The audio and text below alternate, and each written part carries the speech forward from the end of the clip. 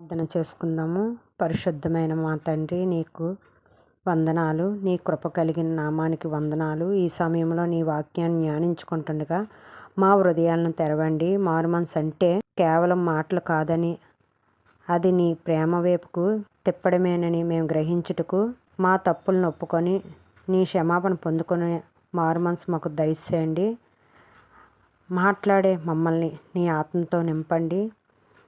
వినే ప్రతి బిడ్డ హృదయంలో నీ వాక్యం ఫలించేలాగా చేయమని యేసు నామములో అడుగుచున్నాం తండ్రి, ఆమెన్. మేలు చేయక నీవు ఉండలేవయ్యా, ఆరాధించక నేను ఉండలేనయ్యా. యేసయ్యా యేసయ్యా యేసయ్యా యేసయ్యా యేసయ్యా యేసయ్యా యేసయ్యా యేసయ్యా. నిన్ను నమ్మినట్లు నేను వేరే ఎవరిని నమ్మాలేదయ్యా. నీకు నాకు మధ్య దూరం తొలగించావు వదిలుండలేక. నీకు నాకు మధ్య దూరం తొలగించావు వదిలుండలేక.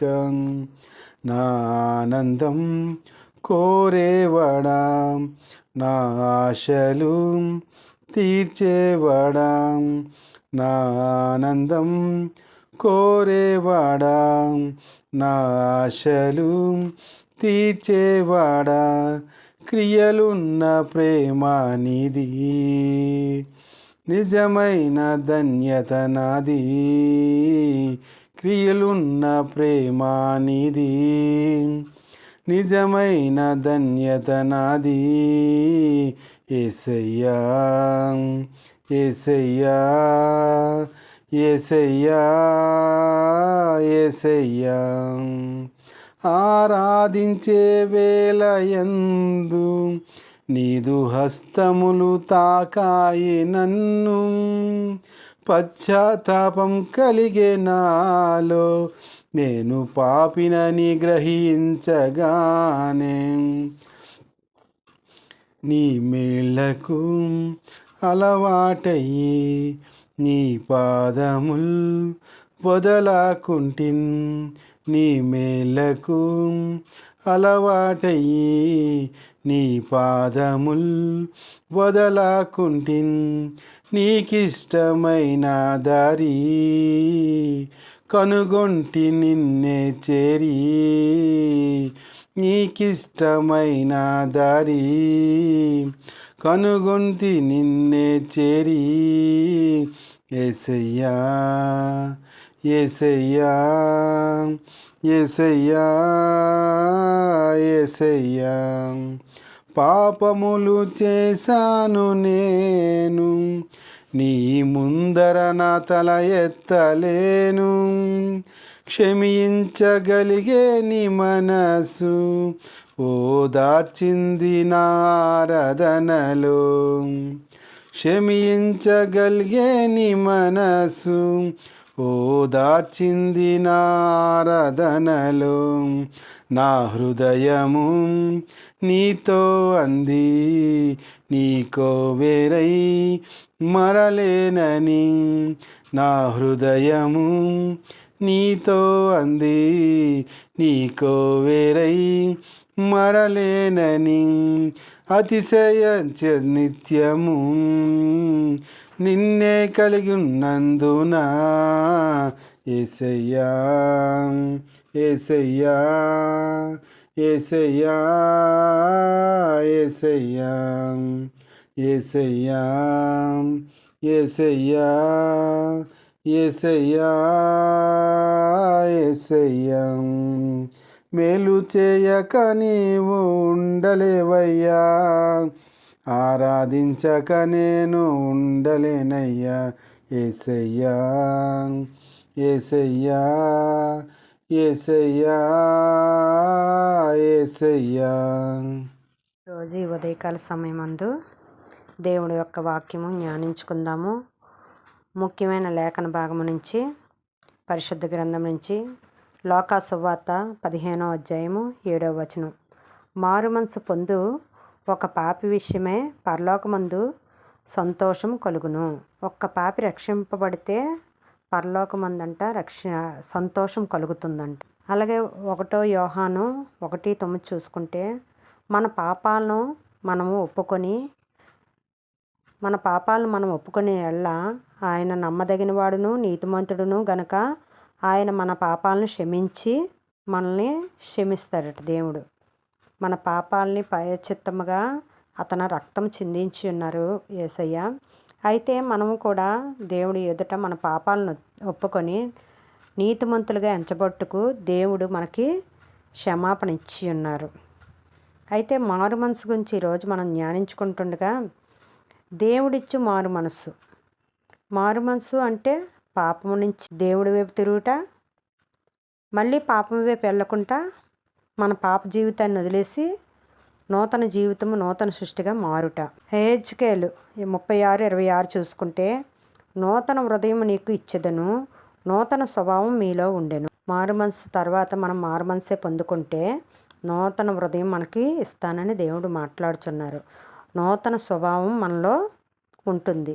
అయితే పాత స్వభావం, పాత పాపము, పాత తాగుడు, పాత వ్యభిచారము, ఇవన్నీ కూడా పాతవి కింద వస్తాయి మన జీవితాల్లో ఉంటే. అది విడిచిపెట్టి నూతన సృష్టిగా మారుటకు దేవుడు అవకాశం ఇచ్చి ఉన్నారు. కేవలం మారు మనసు అంటే మనం ఏడ్చేసి పశ్చాత్తాపడిపోవడం, మళ్ళీ మన పాపంలోకి వెళ్ళిపోవడం కాదు. ఇది కేవలం ఏడవడం కాదు, పాపం వైపు ఉన్న మన ముఖాన్ని దేవుడి వైపు తిప్పుకోవడం. దేవుడి ప్రేమ.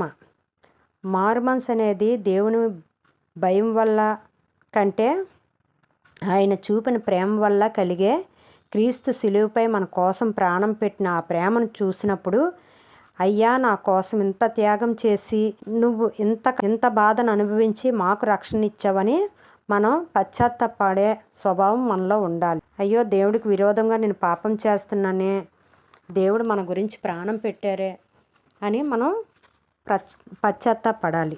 నిజమైన పశ్చాత్తాపం కేవలం పట్టుబడినందుకు బాధపడము పశ్చాత్తాపం కాదు. చేసిన తప్పును దేవుని దృష్టిలో అసహించుకోవడము నిజమైన పశ్చాత్తాపం. దావీదు మహారాజు చేసినట్లు, నేను నీకు విరోధంగా పాపం చేసి ఉన్నానని దావీదు మహారాజు దేవుడి ఎదుట హృదయపూర్వకంగా ఒప్పుకున్నాడు. కన్నీటి కార్చి అతని ముందు దేవుడికి విరోధంగా నేను పాపం చేశానని అతను పశ్చాత్తాపడ్డాడు, ఒప్పుకున్నాడు, మనస్ఫూర్తిగా ఒప్పుకున్నాడు. దేవుని క్షమాపణ. మనం మారు మనసు పొందిన ఆయన దగ్గరికి వస్తే ఆయన మన పాపాలను తూర్పునకు పడమర ఎంత దూరమో అంత దూరముగా ఉంచుతాడు. ఆయన మనల్ని శిక్షించే దేవుడు కాదు, కౌగిలించుకునే తండ్రి. తప్పిపోయిన కుమారుని ఉపమానం గురించి మనం జ్ఞాపకం చేసుకోవాలి. తప్పిపోయిన కుమారుడు, 2 కుమారులు ఉన్నప్పుడు ఒక కుమారుడు తండ్రి దగ్గర నుంచి దూర ప్రాంతం వెళ్ళిపోయి వ్యాపారం చేసుకొని డబ్బు సంపాదిద్దాం అనుకొని తన వాటా తను పట్టుకొని వెళ్ళిపోయినప్పుడు అతను అక్కడ నష్టం రావడం వల్ల మళ్ళీ తిరిగి తండ్రి దగ్గరికి వచ్చినప్పుడు, తండ్రి ఆస్తి పట్టుకొని వెళ్ళిపోయి నువ్వు పో అనుకుంటా అతన్ని కౌగిలించుకొని తన్ని హత్తుకున్నట్టుగా దేవుడు మన పాపాలని విడిచిపెట్టి దేవుడి వైపు తిరిగినప్పుడు, దేవుడి వైపు వచ్చినప్పుడు మనల్ని కూడా దేవుడు హత్తుకొని ప్రేమిస్తాడు. దేవుడు ఈరోజే నీ హృదయం వైపు చూస్తున్నాడు. మారు మనసు అనే ఒక్క రోజులో ముగిసేది కాదు, అది ప్రతిరోజు దేవుడితో నడ్డానికి చేసే తీర్మానం. దేవుడితో నిత్యము నడిచే తీర్మానం మారు మనసు. మారు మనసు మనం పొంది దేవుడి వైపు తిరిగినప్పుడు మన జీవితాలు ఏంటి, మన స్వభావం ఏంటి, మన భవిష్యత్తు ఏంటి, ఇవన్నీ కూడా నూతనంగా మారుతాయి. అయితే ఈరోజే ఎవరైనా దేవుడికి దూరమై ఉన్నారేమో పరీక్షించుకోండి. ఈరోజు మీకు అవకాశం వచ్చింది. దేవుడి గురించి మీ చెవుల్లో ఈ మాటలు పడుతున్నాయి కదండి.